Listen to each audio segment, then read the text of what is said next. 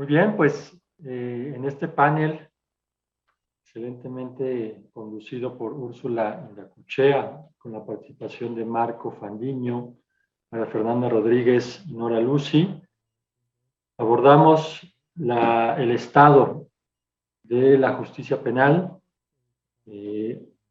derivado de la pandemia y las proyecciones para un escenario post-COVID-19.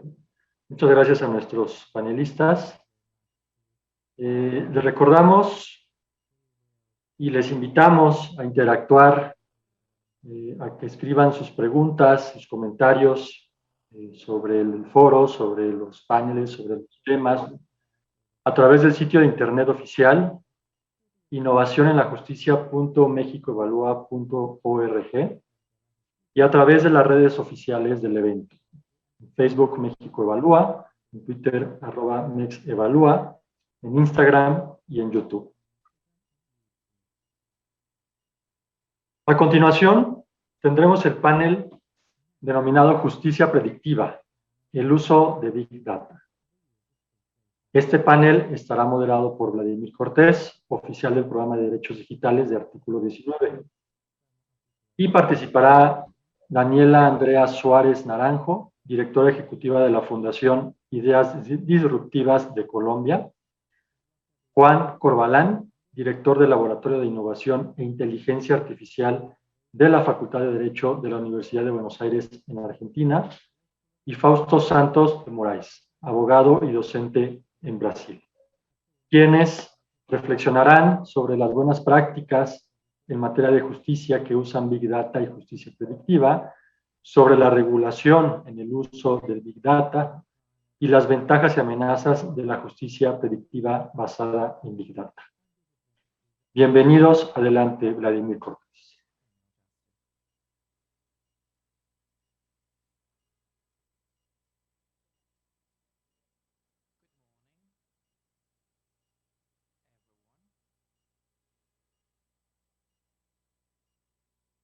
En inglés.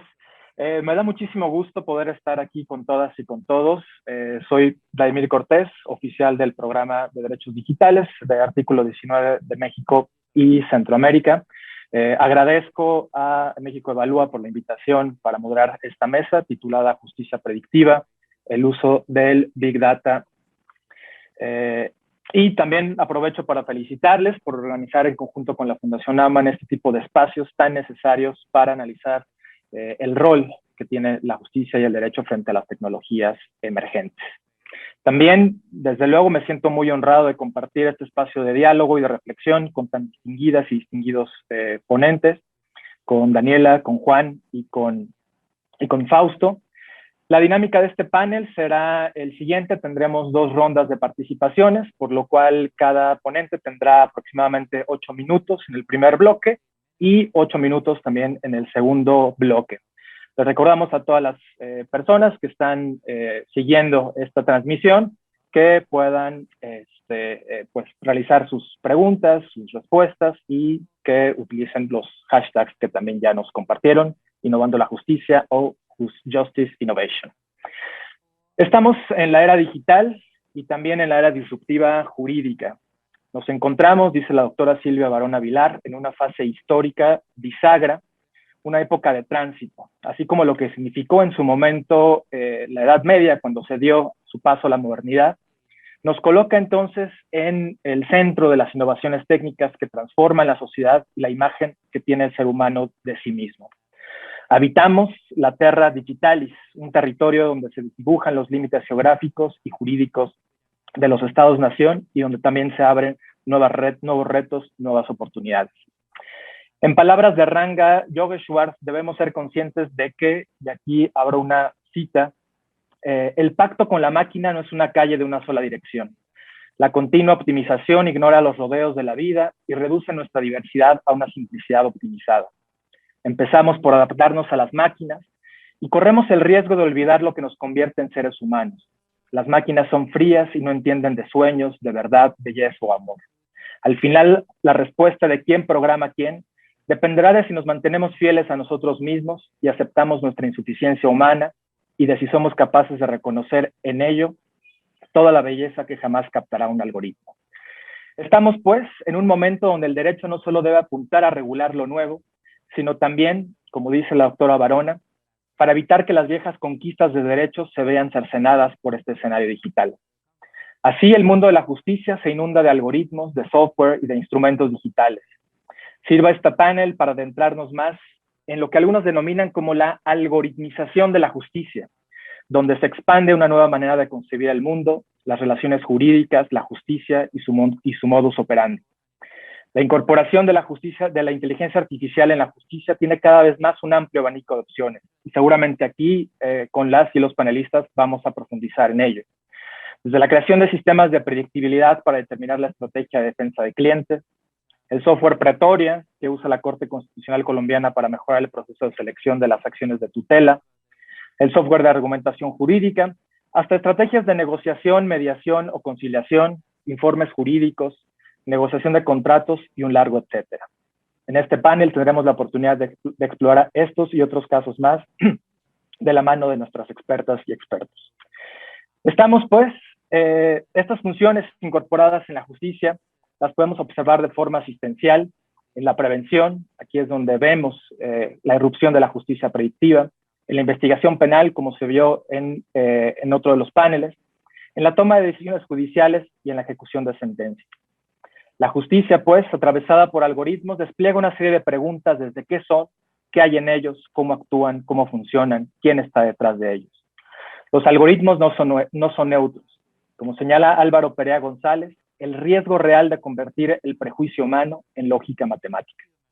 Si pensamos en los algoritmos como recetas de cocina y usando una serie de ingredientes, que en este caso serían datos, Big Data, y a través de una serie de instrucciones obtenemos unos resultados.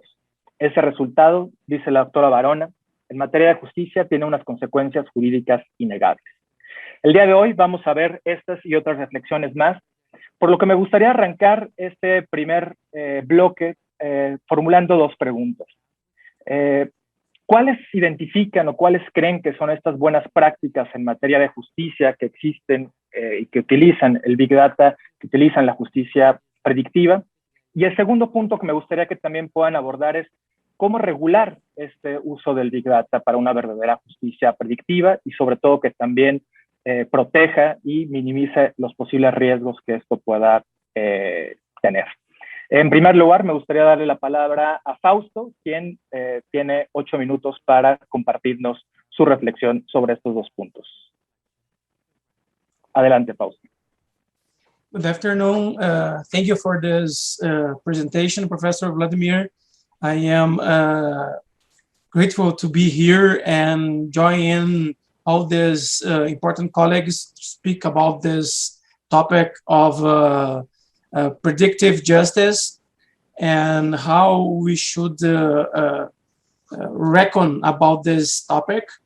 I will try to answer these two questions you raised, and then I thought we should start talking a little bit about the Brazilian context, and then I bring now how Brazilian system is working with an artificial intelligence program. We have in Brazil the artificial intelligence program Victor in our Brazilian Supreme Court. Since 2018, Brazilian Supreme Court has been developing an artificial intelligence named Victor. The program is in charge of identifying, selecting, and classifying appeals to a certain set of issues. Such set is compounded by formal decisions which have collective binding. This procedure of picking and classifying is called broad repercussion. In 2004, this legal institute was created, improved by the private procedure code in 2015, and it has been working as a kind of precedent with the following characteristics ever since.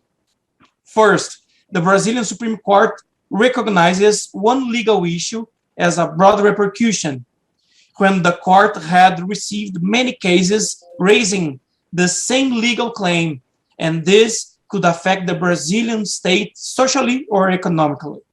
Second, equal cases must be put together in the same legal group.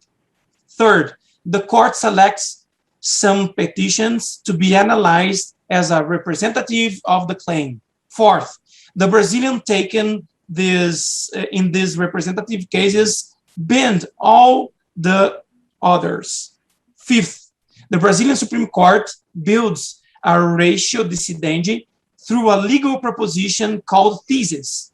Up to now, there have been around 1,080 theses. Finally, the thesis must hold all the cases with the same claim. Turn to the Brazilian Supreme Court routine. The court receives about 400 appeals daily. All of them are digitalized and make part of the electronic process. Many of these appeals are identified as a matter of broader repercussion. Curiously, the Brazil legal system has more than 80 million active lawsuits. In this procedure, one Brazilian Supreme Court clerk in charge of identifying, selecting, and classifying appeals takes up to 30 minutes to finish this process, with 75% of accuracy. The artificial intelligence program created can do the same task in 3 to 4 seconds, reaching an accuracy rate of 91%. Here, I must highlight the program runs operating just with the largest legal issues volume previously chosen. To estimate, there are about 28 of such legal issues. I will skip what I call here technical aspects, and I will assume that it is possible technically to have this legal classification about we have a legal premise and classify automatically, technically with artificial intelligence, some lawsuits. I will bring for us 3 aspects to discuss this classification trend. The first aspect is the regulatory aspect. The issue here is whether the following 2 points are in accordance with the Brazilian legal system. First, is it legally possible to decide a group of equal cases using the same decision as the main normative premise? Second, is there a legal prohibition for using technology to support or replace human decision? The Brazilian Constitution was amended in 2004 to admit broad repercussion as pointed before. In 2015, the Private Procedure Code was changed to create new way to hold legal decisions. By the Private Procedure Code, the judiciary must gather legal cases in a group and make just one decision binding all the cases. This should make procedure faster and more efficient. Consequently, there is legal ground to have just one decision for a group of cases. About the second point, despite of being possible to have a technological process to identify, select, and classify cases automatically, to one thesis of broad repercussion, what can be called as legal classification. The National Bureau of Justice enacted in 2020 the Regulation 332. Under this regulation, programs must not automatically perform legal classification, but just suggest this result to a judge. In fact, only judges must be responsible for the legal classification activity. The Brazilian Supreme Court program is understood in this sense as a supportive tool. Even though the regulatory definition seen above, one problem may arise when artificial intelligence is used to model legal reasoning and to create a premise for legal classification. This will be faced in the theoretical aspect. For this, the premise for legal classification is a content of legal thesis in broad repercussion that demands a translation of legal knowledge into computational programming. This translation may face the problem of hypernormatization. The hypernormatization may happen when factual or normative features, which grounds a legal premise by artificial program uses, do not adequately formalize the thesis. From this phenomenon, programs may not run based on a real pattern embedded in legal knowledge, but an artificial pattern that overfits factual and normative features as a ratio decidendi. Moreover, once the artificial pattern is wrongly represented, it will be progressively assumed as unquestionable legal knowledge. Based on the traditional theory of precedent, it is possible to state that an artificial pattern ignores two mechanisms of updating legal knowledge, such as distinguishing and overruling. Here I finish these two aspects, and then further I will talk about the philosophical aspect. Muchas gracias, Fausto. Desde luego, creo que se comienzan ya a dibujar estos dos elementos, sobre todo en la parte también regulatoria y los ajustes que se tienen que hacer de cómo interviene la inteligencia artificial en los procesos de justicia, ¿no? Como una herramienta de apoyo. Y me gustaría ahora darle también paso a Daniela, ¿no? También sobre estos mismos dos puntos, y corren a partir de ahora los 8 minutos. Solo antes de, para clarificar, el segundo bloque no van a ser 8, van a ser 5, así es que para que puedan preparar también sus intervenciones. Adelante, Daniela. Perfecto, Vladimir, muchísimas gracias. En cuanto a las buenas prácticas, nosotros en Colombia tuvimos la oportunidad de diseñar la estrategia disruptiva contra el narcotráfico, y ha sido una estrategia que en términos de ejecución nos ha dejado muchas experiencias y lecciones aprendidas, porque va ya más a la parte práctica y no solo técnica, conceptual o filosófica del Big Data. ¿Qué entendimos nosotros desde la estrategia, y por eso la llamamos disruptiva? Que había que romper con el enfoque clásico de nuestras instituciones judiciales y administradores de justicia en cuanto a no solo buscar los responsables y entrar en los procesos de investigación, imputación, capturas y condenas, sino también poder romper el aprendizaje criminal.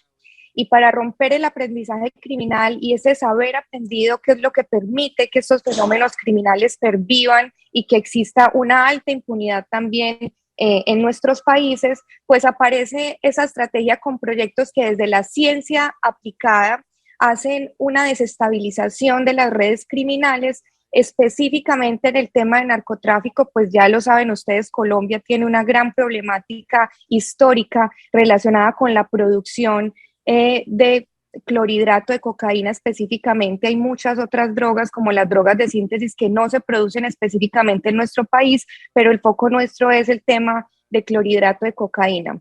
Para el momento de esa estrategia y en términos específicos del análisis Big Data, creamos un algoritmo que nos permitía identificar la ubicación de grandes laboratorios de clorhidrato de cocaína, y en términos prospectivos, si hacíamos la intervención de uno de esos laboratorios, cuál era la probabilidad de que volviera a montarse rápidamente en una zona cercana donde nosotros ya creíamos en términos judiciales se había limpiado de la producción.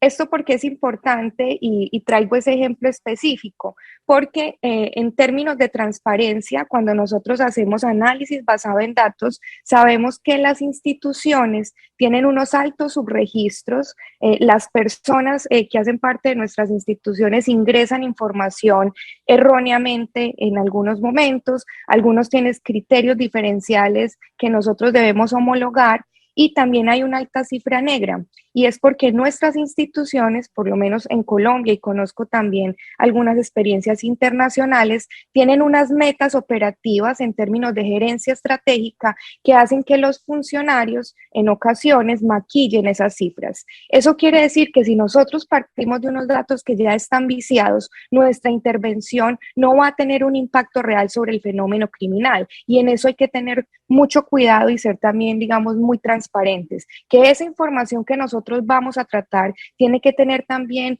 una validación en terreno y una validación con actores claves que nos permitan a nosotros tener una triangulación y poder hacer una correlación eficiente con los objetivos de alto valor estratégico. Que esto es aquí algo muy importante.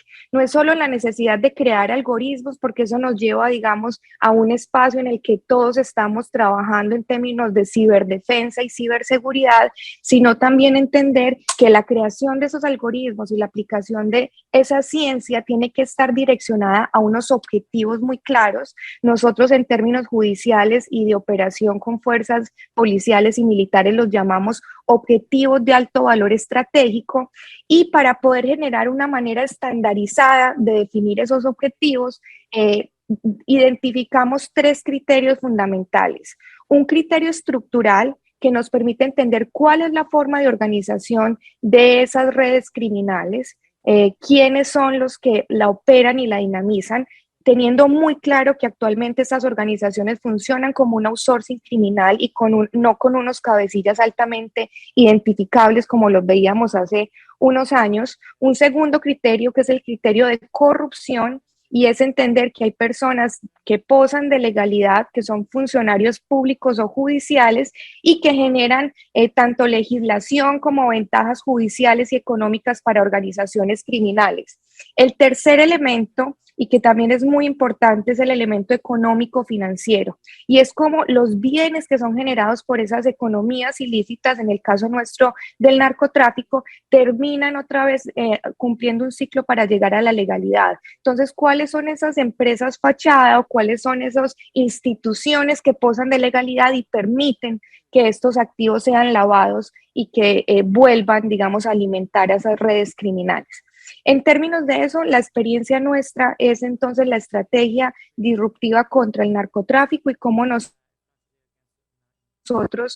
con el uso de esa información, pero teniendo muy claro contrastarla en terreno y con fuentes confiables, también incluyendo el tema de contrainteligencia para poder de alguna forma limpiar un poco el nivel de corrupción que pueda haber dentro de nuestras instituciones, logramos hacer una intervención muy efectiva, no solo en términos de producción y de laboratorios de clorhidrato de cocaína, sino en términos de bioingeniería, modificar la planta de coca para que no produzca el alcaloide de cocaína, cambiar la composición del petróleo y la gasolina con un proyecto de petroquímica, ir un poco más allá del algoritmo y pensar la ciencia también desde otras áreas que tienen importancia y que clásicamente no han sido instrumentalizadas para apoyar la lucha contra el crimen organizado. Una claridad con el algoritmo que creamos para identificar laboratorios, y es que no era simplemente una estadística histórica para buscar concentración de calor y donde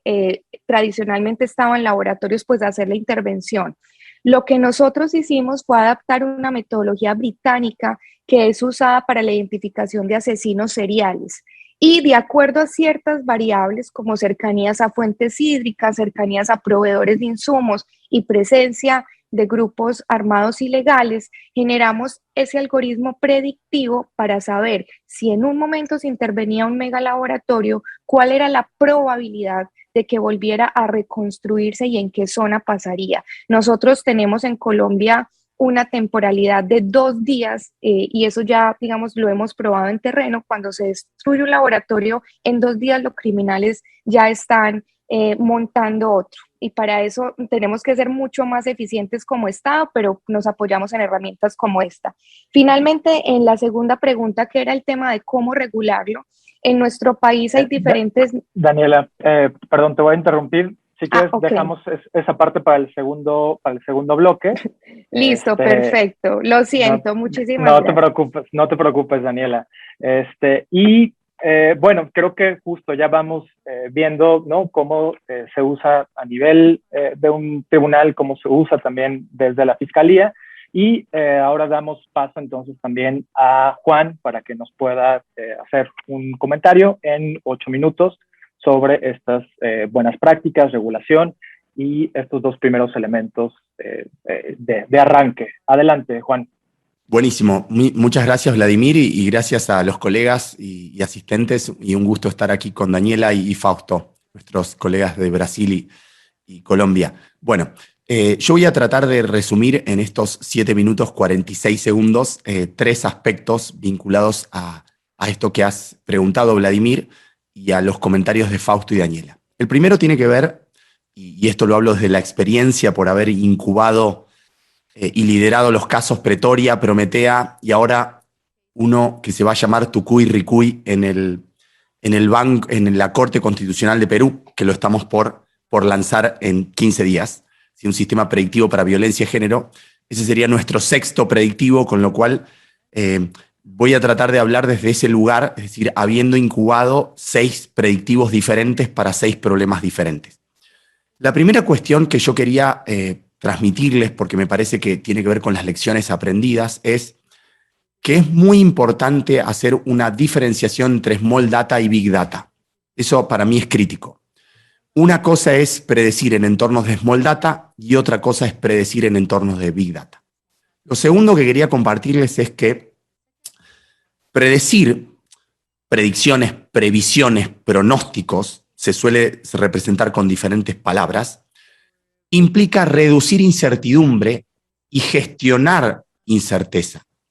Porque en definitiva lo que hace un algoritmo no es decirnos lo que es el pasado, es una interpretación algorítmica de los datos de un recorte del pasado, y siempre el pasado es un recorte.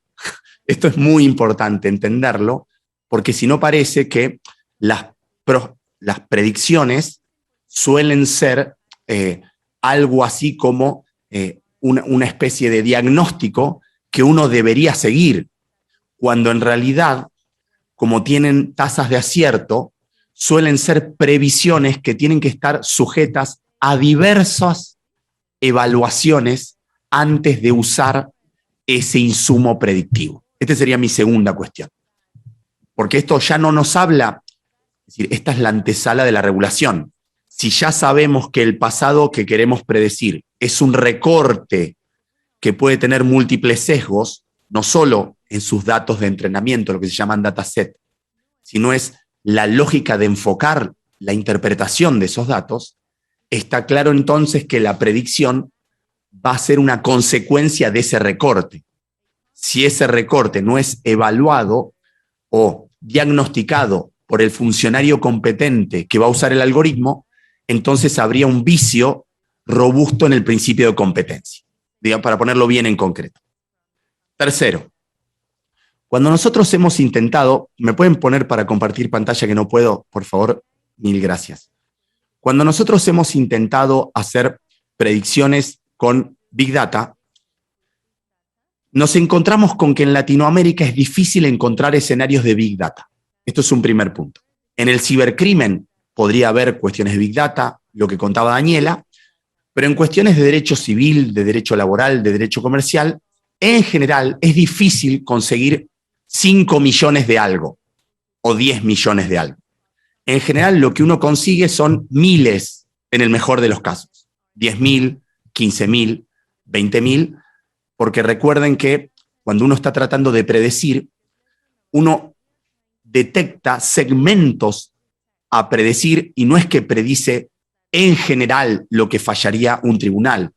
Eso solo lo podría decir alguien que no ha intentado predecir mucho. Es difícil predecir en abstracto y en genérico. Lo que hay que encontrar son segmentos para que el algoritmo pueda ajustarse más rápido y tener un rendimiento más eficiente en la primera etapa cuando uno está tratando de entrenar. Entonces, lo que nosotros, ahora si puedo compartir pantalla, ya puedo, ahí está, perfecto. Lo que yo quería compartirles es que aquí, cuando nosotros tratamos de entrenar un algoritmo, voy a ir rapidísimo, en 2017 nos dimos cuenta que si yo ponía el número del caso y entrenaba con 5.000 fallos, lo entrenamos con 5.000 fallos, con bolsa de palabras, regresión y topic model, que son 3 técnicas de machine learning que no son deep learning, es decir, esa es la ventaja, que logramos un alto rendimiento predictivo en términos de porcentaje, 93% en promedio, y no tuvimos que aplicar una red neuronal convolucional o otra, o recurrencial, no importa, es una cuestión técnica. Entonces, en el 2017 logramos esto con Prometea. Meto el número de expediente y el sistema elabora el caso directamente, ¿sí? Entonces, lo que hace es, me elabora el caso, Y me pregunta si quiero hacer un control de autosuficiencia. Bueno, esto en números, según el Banco Interamericano, que nos auditó, vino a auditarnos Prometea. Estuvieron 2 días auditándonos y nosotros pusimos a disposición del Banco Interamericano los 8 datasets que habíamos construido y la lógica algorítmica que estaba subyacente a ese código fuente. Luego de eso, el Banco Interamericano publicó estos números. Como están publicados aquí, ustedes los pueden ver aquí, para que no los quiero abrumar con números de eficiencia. En el caso Pretoria, que fue un enfoque similar, nos encontramos con 2.500 sentencias de muestra en casos de salud y logramos, ¿sí?, con 7 datasets, ¿sí?, logramos tasas de acierto promedio de 91%. Y la lógica era de 202 días de trabajo a 36 minutos. De 202 días de trabajo, que sería una persona, a 36 minutos. Recuerden que la Corte Constitucional de Colombia es el organismo constitucional que más recibe casos en toda Latinoamérica. Recibe 1 millón de casos al año. Son cifras que ni siquiera Brasil supera en términos de corte, de máximo tribunal. 1 millón de casos al año. Es una cosa increíble. Nunca había algo así.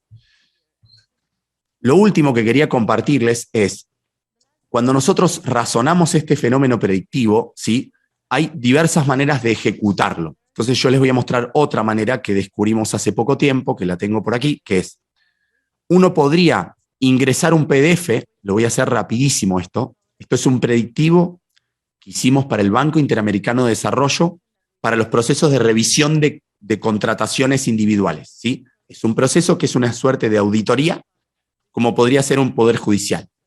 Uno le mete el PDF, ¿sí?, que es otra forma de hacer este algoritmo. En vez de que el sistema vaya a buscar, yo le ingreso un PDF y al ingresar un PDF, ¿sí?, lo que hace el sistema es hacerme un informe a partir de leer todo lo que pasó en el PDF. Entonces me hace un informe que yo puedo descargar en Word, que está aquí, y lo puedo abrir, ¿sí? Ahora, si quieren, lo puedo mostrar, ¿sí? Dejé de compartir y lo muestro. Pero no quiero excederme el tiempo.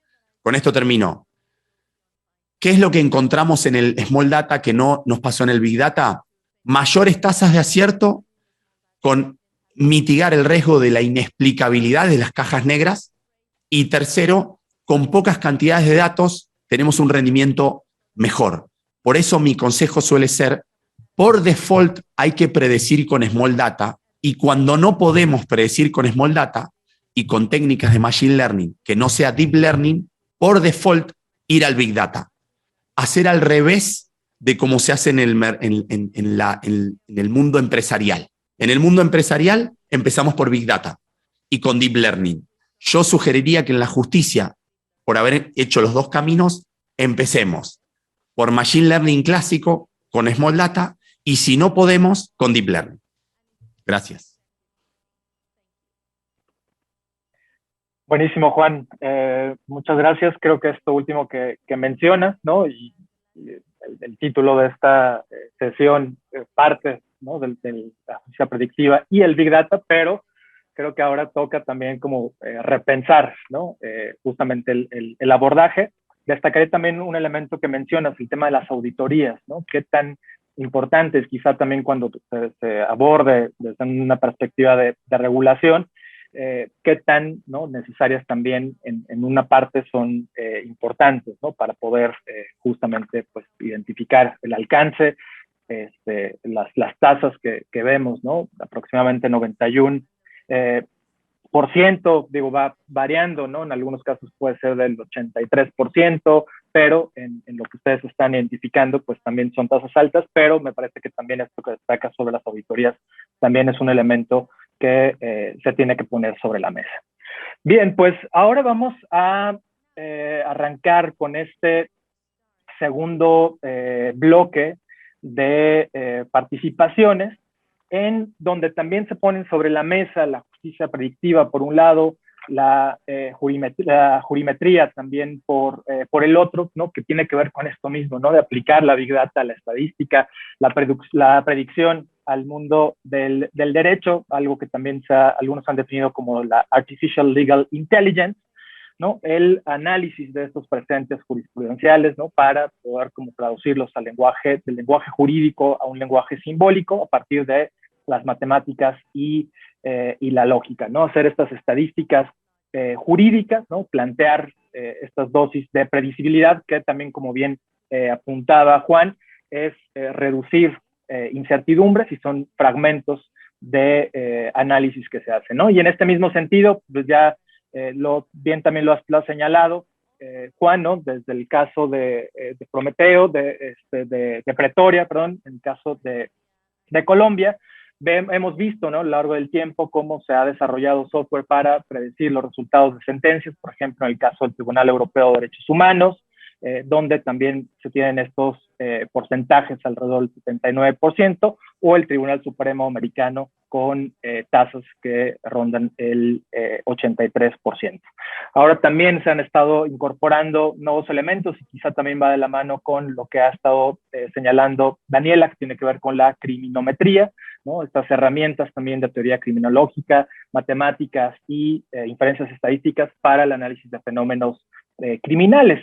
Y un punto que también me gustaría que pudieran abordar, ¿no? Creo que este primer bloque analizamos y analizan ustedes muy profusamente tanto algunos aspectos regulatorios como también algunas de las, pues, digamos, ventajas y de las buenas prácticas que esto ha representado en el caso de Argentina, en el caso de Colombia y otros países más, en el caso de Brasil. Pero me gustaría que en este bloque también podamos detenernos en cuáles son no solamente las ventajas que puede tener la justicia predictiva basada en Big Data o en Small Data, sino también los riesgos y las posibles amenazas en términos de derechos humanos, de privacidad, de sesgos, ¿no? Que puedan también surgir, y quizá de ahí conectarlo también con cuáles son entonces como las necesidades que se tienen para poder atender esto, ¿no? Es decir, hay por un lado esta idea del tecnosolucionismo, hay una idea de que sí, efectivamente, se reducen, ¿no? Muchos de estos tiempos, Juan decía, se reduce de 202 días a 36 minutos, es decir, se agilizan mucho los procesos. Fausto mencionaba también cómo esto es una herramienta de apoyo, pero me gustaría que también pudiéramos identificar qué cosas debemos también cuidar desde un punto de vista de no discriminación, de privacidad y otros aspectos más en los que también cruce mucho con el uso de inteligencia artificial, el uso de machine learning, y cómo esto cada vez más pues está generando esto que se ha denominado como la algoritmización de la justicia.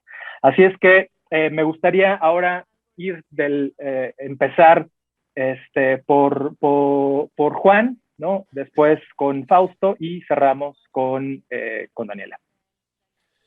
Bueno, Vladimir, voy a tratar también de enfocarme en cosas concretas que nos hemos pasado en la práctica, porque como tú dices, si bien hay mucha teoría de esto, muchas de estas teorías provienen de otros países en donde tienen realidades sustancialmente diferentes a las nuestras en materia de justicia, además. Nosotros no podemos seguirnos por la justicia de Estonia, porque Estonia tiene un escenario radicalmente diferente a nuestros países. Yo voy a hacer una síntesis de 8 puntos, súper breves. Primero, lo que nosotros llamamos Intelligent by Design es, antes de que predigas algo, entendé holísticamente el proceso y hace una reingeniería para que la oportunidad predictiva complemente las oportunidades de automatización. Entonces, no hay una sola predicción. Puede haber una lista de predicciones que puedan ir en diferentes segmentos del proceso y no necesariamente es el juez robot o el algoritmo que decide, que en mi opinión eso es muy tecnooptimista, bordeando la ciencia ficción, ¿sí? Es decir, mucho más práctico es, Vladimir, es decime en concreto en este proceso de violencia de género, en este proceso de daños y perjuicios, qué cosas podemos predecir y cuál resulta plausible predecir en función del historial de datos que tenés. Primera cuestión. Segunda cuestión. Si ya sabemos que los datos son un recorte de la realidad que yo voy a tomar como input para la predicción, entonces necesito tener un equipo de gobernanza de datos. Un equipo de gobernanza de datos. ¿Que se ocupe de qué? De hacer lo que los científicos de datos llaman normalizar la base de datos, reducir los sesgos de representatividad. Y así podría ser una lista que nosotros a esta etapa la llamamos la etapa de gobernanza de datos. Acá les muestro las etapas que nosotros solemos enfocar, ¿sí? Lo tercero es, una vez que hicimos un enfoque inteligente por diseño, segmentamos las tareas y las posibilidades de automatización, las dividimos en 3 escenarios: automatizable, no automatizable, semiautomatizable. A partir de ahí, hacemos un diagnóstico de cuáles serían los algoritmos, es lo que se llamaría el diseño algorítmico, porque precisamente hay algoritmos que son más trazables y otros que no. Entonces hacemos una evaluación de riesgo. Es decir, si vamos a usar algoritmos de optimización que se basan en redes neuronales y a su vez uso una red neuronal, la caja se vuelve extremadamente negra. No puedo explicar técnicamente por qué, pero imagínense que yo uso 8 algoritmos de optimización. A su vez tengo una red neuronal entrenándose, son 9 cajas negras actuando en conjunto.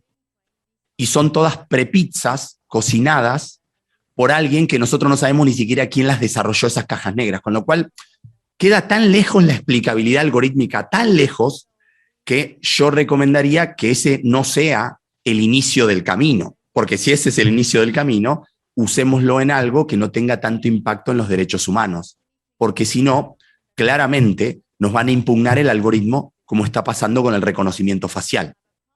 Entonces, es una caja tan negra por diversas razones que no hay chance posible de que supere un test de constitucionalidad.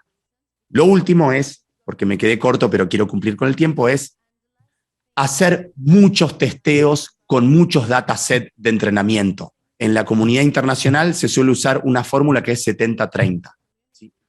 Es dejarse dataset para entrenar el algoritmo y siempre hacer una mitigación de sesgos a la salida del sistema. Es decir, cuando el sistema tira datos, hacer ahí una prevención de sesgos antes de entrar en fase de testeo del sistema. Bueno, gracias para no excederme en el tiempo. Muchas gracias, Juan. Me parece que pues apuntas, ¿no?, de manera mucho más aterrizada, ¿no?, cuáles son como los aspectos y cuáles son los elementos para efectivamente mitigar, ¿no?, desde el diseño hasta esto que me parece también como muy importante sobre la gobernanza de datos.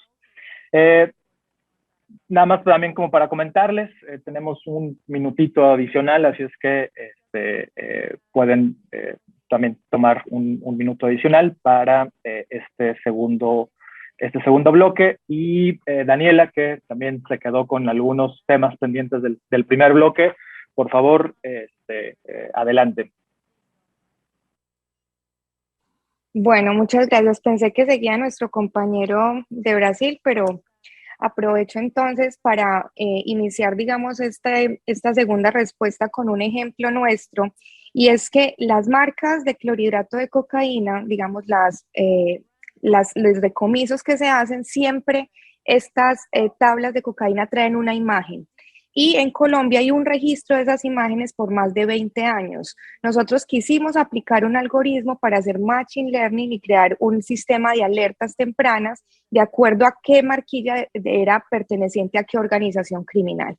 Y en ese momento nos encontramos con un gran problema. Teníamos una información gigante que tiene 20 años, imagínense en cuántas marquillas de droga podemos tener en nuestro país, pero era imposible analizarlo porque algunos lo habían registrado como cocaína, otros como clorhidrato de cocaína. Desde el momento de registrar la información habían errores. las imágenes tampoco habían sido tomadas de una manera adecuada para poder aplicar el algoritmo. Entonces aquí hago, digamos, un link con lo que había empezado a exponer en mi anterior intervención, y era la importancia de que en el momento en que se incluye la información ya hayan unos requisitos técnicos para, digamos, limpiarla un poco y que sea mucho más fácil el trabajo luego, que no solo, digamos, los datos que están ahí en términos de transparencia son los que están, sino que hay que tener una triangulación para poder sustentarlo. Segundo, en nuestro país hay unas normas que clasifican la información en diferentes categorías, como reservada o ultrasecreta, según, digamos, la dependencia o el enfoque temático, y es muy importante para nosotros saber quiénes son los que van a acceder a esa información. Es un problema cuando entes privados o, digamos, empresas privadas son quienes realizan el ejercicio para instituciones del Estado, porque nosotros tenemos unos límites para poder entregar la información, y eso hace en ocasiones que haya un problema para poder generar esas dinámicas que lleven a un resultado efectivo, sin vulnerar derechos fundamentales.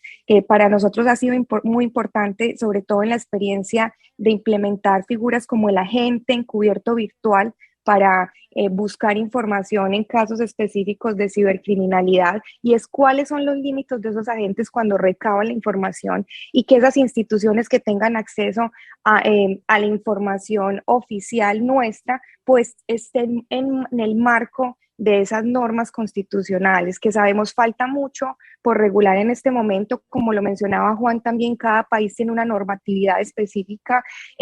No nos podemos guiar solo por la Convención de Budapest para poder regular el tema, el tema digital y el tema del ciberespacio, y creo que vamos desencaminados también a ese tema. Algo final, y es el tema de la proporcionalidad y racionalidad del uso de esta información. Ser muy conscientes de las consecuencias que puede tener, no solo en términos técnicos, sino sobre la vida de las personas, hacer este tipo de análisis sin llegar a tener una verificación en el espacio tangible o cualitativa. Gracias. Muchas gracias, Daniela. Creo que también apuntas, me parece, algunos elementos, ¿no? Uno tiene que ver mucho con, por un lado, Juan hacía la referencia al cómo podemos incorporar y cómo podemos también trabajar desde la Small Data, pero también podemos observar cómo, ¿no?, se trabaja, al menos desde el caso de Colombia, con grandes volúmenes de datos, y que definitivamente también los requisitos y el cómo se recaban estos datos, cómo se compilan, cómo se generan estos datasets. Quienes alguna vez han trabajado con datos, ¿no?, tener datos limpios siempre definitivamente es algo que ayuda muchísimo. Y desde luego creo que también algo que señalas que me parece muy importante, ¿no?, cómo avanzamos hacia una regulación, ¿no?, para que las actividades que ya se están realizando, como el agente encubierto virtual y otros más, efectivamente se hagan, ¿no?, de tal, pues digamos, como con una protección amplia en materia de derechos humanos y sobre todo en temas de privacidad. Y lo último que también mencionaste, ¿no?, el tema de la proporcionalidad y racionalidad, ¿no?, de que las consecuencias que esto puede tener sobre y ser conscientes, ¿no?, de las consecuencias que esto también puede tener. Entonces, creo que va muy de la mano con algunos de los principios que enumeró Juan y que también se colocan aquí sobre la mesa. Y pues ahora sí, vamos con Fausto. Adelante también con estos pues, reflexiones, ¿no?, sobre ventajas, amenazas de la justicia predictiva en Big Data, Small Data, ¿no?, en derechos humanos, privacidad y otros derechos fundamentales. Adelante, Fausto. Thank you, profesor. Gracias, profesor Vladimir. Después de escuchar al profesor Juan, rápidamente voy a reconectar con mi punto técnico, y después de esto voy a desarrollar algunas reflexiones sobre los aspectos filosóficos que yo creo que conectan con todos los temas que ya establecieron antes. Entonces, sobre los puntos técnicos en el sistema de Brasil, del abuso que se recibe de manera electrónica utilizando estos archivos PDF, esta información es relevante considerar que estos archivos son materia prima para construir un conjunto de datos a partir de Machine Learning. El primer paso es transformar el PDF en texto para poder hacer este procesamiento de lenguaje natural. Y algunos PDFs no se pueden convertir inmediatamente a texto porque están compuestos por imágenes. En este caso, entonces, es necesario utilizar una técnica de reconocimiento de caracteres ópticos para poder hacer que estas imágenes se vuelvan texto.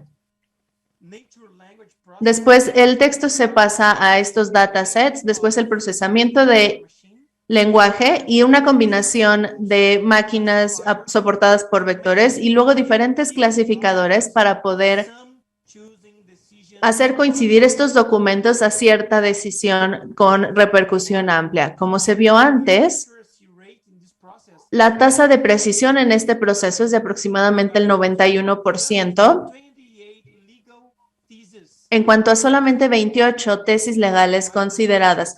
Para poder aclarar estas tesis que ya se hayan decidido por la Corte y también las premisas que ya se hayan establecido. Entonces voy a tratar de presentar algunos aspectos filosóficos que conectan con los problemas o temas que habló Vladimir.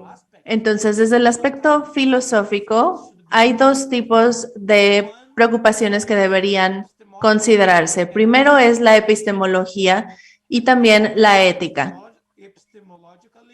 De manera epistemológica, la preocupación se trata de si un ser humano es necesario para aplicar la ley. La respuesta es tal vez.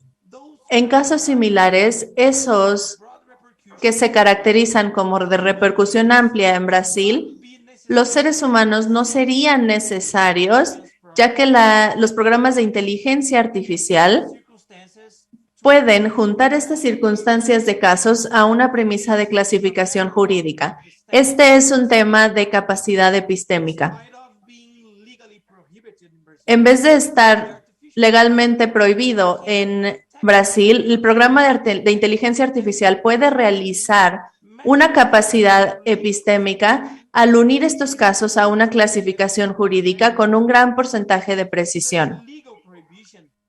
Esta prohibición jurídica está basada en un dogma, especialmente considerando las siguientes dos razones. La primera es, la premisa jurídica que se utiliza para aplicar una decisión está construida para los jueces humanos. La segunda es, cómo se ha visto en el aspecto técnico, cómo se realiza la clasificación jurídica mucho mejor que los humanos. Por otro lado, la preocupación ética trae diferentes necesidades como responsabilidades e interpretación jurídica, transparencia y explicabilidad. Actualmente, la inteligencia artificial no puede generar sus premisas jurídicas. Todos los seres humanos tienen una capacidad interna responsable para poder establecer qué ley se debe aplicar en un caso específico. Dicha responsabilidad requiere una integración entre qué ley es y qué ley debería ser, en el sentido de poder tener algo correcto, o también la integridad y la consistencia. Sobre la transparencia, los seres humanos tienen que estar conscientes de si los programas de inteligencia artificial se están utilizando en sus casos, incluso si la máquina se utiliza solamente para poder respaldar o apoyar las decisiones humanas. Ver las prácticas aquí en Brasil, al verlo, no es siempre el caso. En términos de explicabilidad, los tribunales tienen que adoptar en sus sitios web una explicación de cómo funcionan estos programas y los estudios científicos que están informando lo que realmente hace estos programas. Esto no está frecuentemente disponible. Yo identifiqué estos dos problemas que deberíamos resolver para poder tener los usos de inteligencia artificial en el Poder Judicial. Muchas gracias, profesor Vladimir. Gracias. Colocas también dos aspectos cruciales y destacaría tanto la parte de vista epistemológica, pero con estos dos elementos en lo que toca a la parte ética, a la parte de las responsabilidades, que tiene que ver con la transparencia y la explicabilidad, ¿no? Me parece que no solo se trata de la incorporación cada vez más, ¿no? Tanto en los sistemas de justicia como en temas de investigación criminal, sino efectivamente cómo también la ciudadanía se acerca a conocer, a saber, ¿no?, de qué manera se está aplicando y los posibles impactos que esto puedan tener también sobre su persona y sobre sus propios derechos. Y también me parece que es un esfuerzo muy importante de acercar cada vez más la complejidad que también supone el mundo y el espectro de la inteligencia artificial, el uso de machine learning, quizá no desde el punto de vista de ingenieros, ingenieras, matemáticos, matemáticas, pero sí, digamos, cómo tener justamente estos elementos cruciales como son la transparencia y la explicabilidad de cómo se están utilizando y de qué forma también puede tener impacto en las personas. Me gustaría aprovechar estos últimos minutos, ¿no?, para que cada una y cada uno de ustedes pueda en un tweet, en los famosos 240 caracteres, poder cerrar, digamos, esta sesión que tuvimos el día de hoy, ¿no? Justicia predictiva, el uso de Big Data. Ahora podemos hacer también ya la acotación y también de Small Data, ¿no?, sobre qué es lo que vemos en la región. Y destacaría también a lo que Juan señalaba, ¿no? No podemos traer y no podemos como incorporar las realidades que se viven en otras latitudes a lo que se está haciendo, a lo que se está buscando también hacer en la región, en América Latina, en América Latina y el Caribe, cómo esto efectivamente tiene un carácter de innovación importante en la justicia, que tiene que tener también una serie de consideraciones éticas, de derechos fundamentales, como bien también se ha señalado, ¿no? Entonces, un poco como mirar hacia adelante, bueno, y hacia la hora, ¿no? ¿Qué más hace falta en términos de regulación? ¿Qué cosas observamos que es importante, digamos, como fortalecer de lo que ya se está haciendo o de lo que también hace falta por hacer? Así es que, pues, vamos otra vez de manera aleatoria. Empezamos con Daniela, Juan, y cerramos nuevamente con Fausto. Daniela, adelante. Perfecto. Desde Colombia y desde Latinoamérica es necesario fortalecer el marco de gobernanza en términos de seguridad de la información. Nosotros tenemos varios compens que son políticas públicas direccionadas a esto, pero hace falta fortalecerlo. Y la adopción de modelos y estándares para poner límites al uso de nuevas tecnologías, porque si bien, digamos, estamos avanzando en ese aspecto, hay que también tener unos marcos que permitan la protección de esos derechos fundamentales y el papel del ciudadano, que es a quien va a repercutir la operatividad o instrumentalización de estas nuevas tecnologías. Ese es mi tweet. Buenísimo. Adelante, Juan.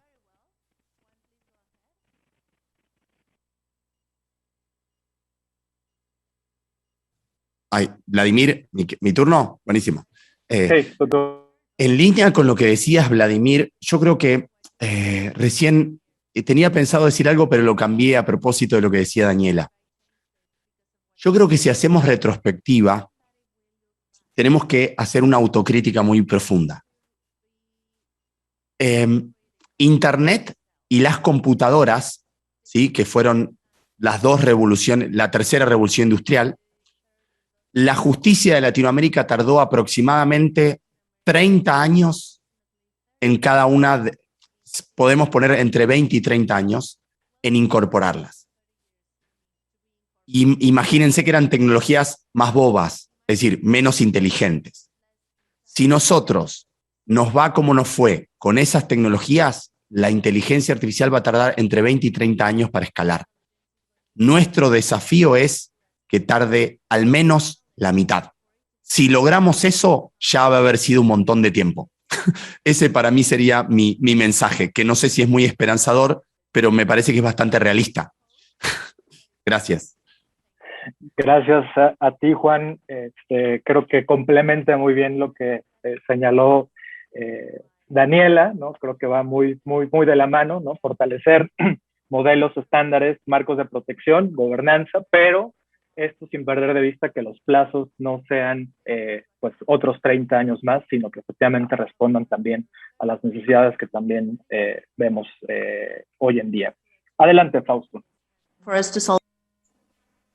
I would like to express two concerns. Me gustaría expresar dos preocupaciones. La primera es cómo es que el Poder Judicial modela el conocimiento o el razonamiento jurídico.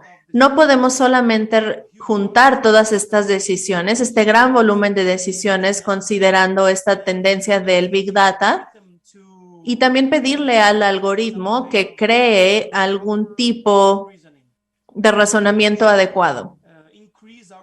Creo que deberíamos aumentar nuestros estudios en la teoría jurídica para poder ayudarnos a identificar las mejores decisiones. Solamente necesitamos utilizar las mejores decisiones para poder crear estos datasets y poder crear esta tendencia de los algoritmos. Y mi segunda preocupación es cuál es el problema real, porque en Brasil tenemos un gran volumen de demandas y el problema real no es el uso de la inteligencia artificial, sino cómo es que el Estado no está logrando sus tareas. Ese es mi comentario final. Muchas gracias. Pues muchísimas gracias. Creo que tanto lo que apunta Daniela como Juan y ahora con este cierre que hace Fausto, me parece que pues da un panorama de hacia dónde tiene que avanzar América Latina en materia de justicia predictiva, en cómo incorpora el uso de la inteligencia artificial, la algoritmización de la justicia, con estos elementos sobre la mesa, ¿no? Identificar los problemas reales, hacia dónde tienen que responder los estados, la necesidad justamente de que la innovación no se extienda por mucho más tiempo y esto que también apuntaba muy bien Daniela, con cómo creamos al mismo tiempo marcos de protección, ¿no? A los derechos fundamentales para que la innovación pues no se traduzca tampoco en perjuicio de lo que en realidad también se está buscando avanzar con cómo esto, digamos, está generando la transversalización en la justicia.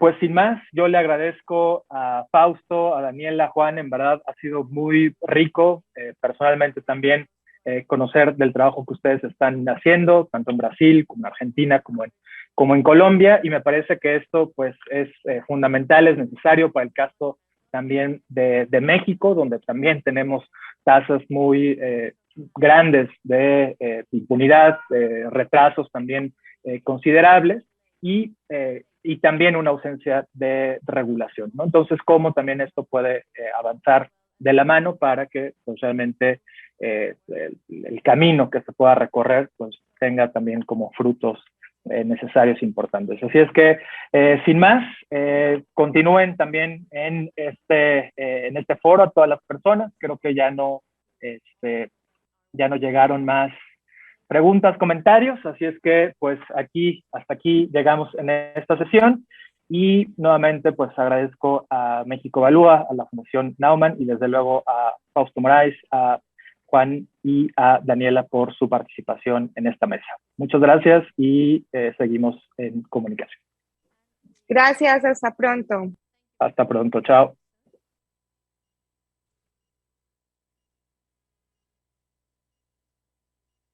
Fabuloso panel sobre la justicia predictiva y el Big Data. Muchas gracias, Vladimir Cortés, Daniela Suárez, Juan Corbalán y Fausto Santos, por compartir este conocimiento y estas perspectivas. Bien, pues llegamos a la primera parte del primer día de este foro. Recordamos que tenemos el hashtag Innovando en la Justicia para que a través de las redes sociales y a través del sitio oficial del foro nos compartan sus impresiones, sus comentarios, sus preguntas, ¿no?, de estos temas. Una recapitulación muy breve de lo que vimos ya en esta primera parte. Tuvimos un panel de inauguración, después hablamos de la inteligencia artificial en los sistemas de justicia penal. Posteriormente hablamos de las innovaciones tecnológicas y sus aplicaciones en la justicia penal a partir de la emergencia sanitaria por COVID-19 y con este último panel sobre justicia predictiva. Haremos un receso, regresaremos a las 16 horas, hora del centro de la ciudad, del centro del país, de México, y continuaremos con dos actividades más, ¿no?, para este primer día. Abordaremos el tema de justicia de género, innovaciones e impunidad. Posteriormente, calidad de la justicia y responsividad de las instituciones. Les invitamos a que continúen conectados y conectadas, ¿no?, en la transmisión de este foro e interactuando a través de las redes sociales. Hasta pronto.